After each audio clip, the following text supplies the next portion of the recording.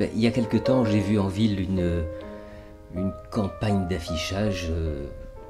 Je ne sais plus si c'était pour un film ou pour autre chose. Et le slogan, c'était quand il n'y a plus de héros, il faut en inventer, ou quelque chose comme ça. Et vous voyez, ça n'était pas une injonction, cette phrase. C'était un constat, c'était juste un constat, quelque chose de terrible, même pas de l'ordre de la chute, ce qui serait somme toute acceptable. Non, je trouve que c'était carrément de l'ordre de la disparition du paysage humain. Alors, ça peut faire une entrée pour notre sujet. Il y en a bien d'autres, hein, évidemment, qui permettent d'évoquer le sujet de la fonction du père. Il y a l'éducation, la délinquance, la morale, la sexualité, l'emprise, et, et ce qui fait une espèce de fil rouge entre tous ces thèmes, et sûrement bien d'autres encore, eh ben c'est la question de savoir en quoi ça consiste, cette fameuse fonction du père. Autrement dit, à quoi ça sert un père? Est-ce que c'est seulement le pendant naturel de la fonction de la mère? Est-ce que c'est complémentaire? En quoi est-ce qu'il y aurait une mission du père?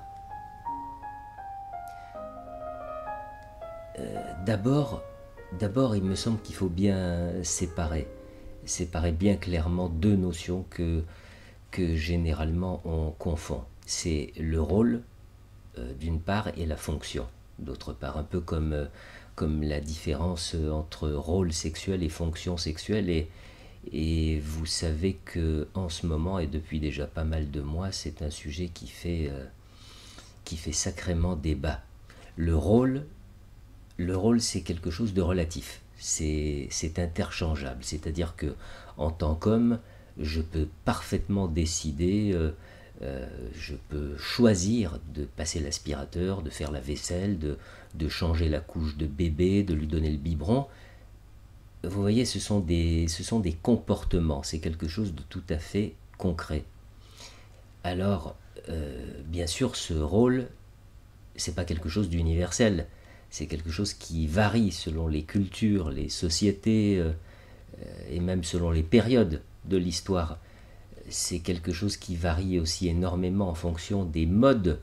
Si vous aviez sous les yeux la perspective de 30 ou 40 années des titres d'un magazine féminin, je pense que vous verriez nettement combien ce rôle est imparti à certains moments à la mère et à d'autres moments au père. Bon. Mais la fonction, c'est tout à fait autre chose. La fonction, ça n'est pas le fruit de la volonté, c'est pas le fruit du choix, ça n'est pas quelque chose que l'on décide, c'est inconscient, c'est spécifique. Et pour faire le lien avec le rôle dont j'ai dit qu'il est relatif, eh bien on pourrait dire que la fonction est absolue, à savoir qu'un père ne peut remplir que sa fonction paternelle et une mère ne peut remplir que sa fonction maternelle. C'est comme ça. Et bien, pour bien faire la différenciation d'avec la fonction paternelle, il faut d'abord dire quelques mots de la fonction maternelle. C'est essentiellement une fonction de matrice. Et quand on pense matrice, on pense abri, chaleur, protection, douceur. La matrice, c'est quelque chose qui nourrit et qui retient. Ça retient, c'est fusionnel. Et donc c'est à l'opposé de la fonction paternelle qui, elle, symbolise, vous savez, le coup de patte du lion à son lionceau un peu trop collé, un peu trop longtemps collé à sa mère. Coup de patte pas méchant, hein, mais suffisamment ferme pour faire comprendre que le temps de la séparation est venu. Là où la fonction maternelle retient, eh bien, la fonction paternelle sépare, elle extrait, elle expulse hors du sein maternel, elle pousse vers l'extérieur, elle pousse à l'individuation et à la socialisation. Alors on voit bien que le père doit s'interposer entre l'enfant et la mère et qu'il délivre de cette façon un double message. Qu'est-ce qu'il dit D'abord, quand il s'adresse à l'enfant, eh bien, il dit que le temps de la fusion est terminé et que le temps est venu de se doter de sa propre identité.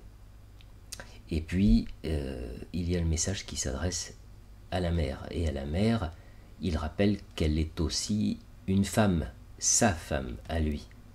Et le père, dans cet acte de séparation, est donc en train de dessiner les limites de chacun. Il faut bien comprendre les deux versants des besoins de l'enfant.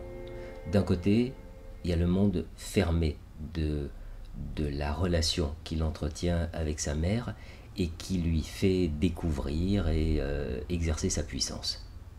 Et puis d'un autre côté, il y a le besoin d'apprendre qu'il existe des limites, d'accepter ces limites grâce aux interdits formulés par le père. Seulement problème, parce que pour que le père puisse exercer cette fonction, pour qu'il puisse montrer les limites, encore faut-il qu'il soit reconnu et valorisé dans cette fonction. C'est-à-dire qu'il faut qu'il montre sa présence, qu'il démontre sa capacité à protéger sa famille. Et quand je dis reconnu et valorisé, c'est bien sûr par la mère, mais aussi beaucoup plus largement par la société tout entière. C'est l'idée qu'une société se fait de la fonction paternelle qui fait en grande partie cette fonction. Alors, poser des interdits, imposer des limites, c'est aussi pour le père mettre un terme à cette illusion de toute puissance de l'enfant. C'est montrer à l'enfant qu'on ne peut pas tout avoir tout de suite quand on en a envie. C'est lui apprendre à accepter la frustration, l'attente, la patience, et lui apprendre aussi à dominer, à maîtriser, à canaliser sa violence, son agressivité. C'est finalement lui apprendre à accepter le manque. Et tout ça nous rappelle des choses qui ont disparu de la plupart de nos sociétés. Je veux parler des rites de passage qui marquaient très profondément l'enfant et puis l'adolescent sur le plan émotionnel, qui provoquait en lui un tel bouleversement, un tel remaniement que le lendemain ne pouvait plus ressembler au passé. Une étape était chaque fois franchie, qui laissait l'enfant derrière et ouvrait la possibilité à un jeune adulte de se structurer, de se conformer aux règles de vie avec l'autre, aux règles de vie avec la société. C'est une grande perte que la disparition de ces rituels, de quelque nature qu'ils soient, parce qu'il y a désormais plus de frontières vécues, ressenties intensément entre deux univers, l'univers de l'enfance et l'univers de l'adulte. Et il a fallu que l'enfant et l'adolescent, en l'absence de ces passages, s'en inventent, et on se rend compte que ce sont des passages souvent dangereux, souvent destructeurs, déstructurants. C'est un autre sujet. Donc, on peut dire que en l'absence de marques imprimées dans le temps, en l'absence de ces coupures qui font date, alors comment est-ce qu'on peut s'étonner que l'illusion que j'évoquais tout à l'heure, l'illusion de toute puissance, persiste chez le jeune adulte et qu'elles le conduisent à continuer de se comporter comme un enfant impatient, capricieux, violent, délinquant, pervers, asservissant, de croire que tout le monde est à ses pieds, comme l'était maman. Alors oui, il nous faudrait carrément réinventer de ces initiations qui marquent l'esprit, la chair, les tripes et qui permettent à un jeune sujet d'accepter la perte de ce qu'il était auparavant pour devenir finalement autre. Et qui plus est, ce genre de rite de passage ne s'adresse pas seulement à l'enfant, il parle aussi à ses parents. Parce que, voyez-vous, les fonctions maternelles et paternelles ont été tellement perverties qu'on assiste souvent à une espèce de soupe, de mélasse, de mélange qui n'offre plus de limite claire entre les territoires de chacun. Quand je vous disais tout à l'heure que la fonction du père, c'est une fonction de séparation, eh bien, il faut concevoir cela comme une évolution pour tous les membres de la famille, une marque, une borne qui permet l'épanouissement de l'enfant, son accession à un autre stade, en même temps que l'épanouissement de la femme et pas seulement de la mère. Et puis, je ne sais pas s'il faut dire englobant tout cela, ou bien prolongeant tout cela, il me semble qu'il y a le sujet de la filiation, c'est-à-dire le thème des racines, de la lignée, du prolongement dans l'histoire.